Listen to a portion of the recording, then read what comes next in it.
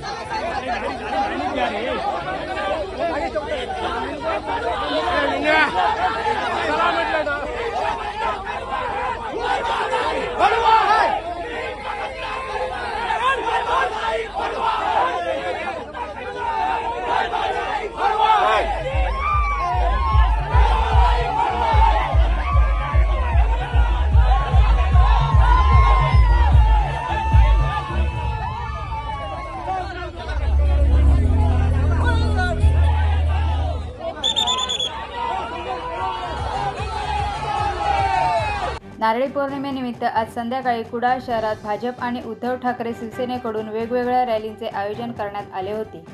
या दरम्यान राज्यातील राजकीय परिस्थिती पाहता कोणतीही अनुचित घटना घडू नये म्हणून कुडाळ पोलिसांचा कडक बंदोबस्त ठेवण्यात आला होता।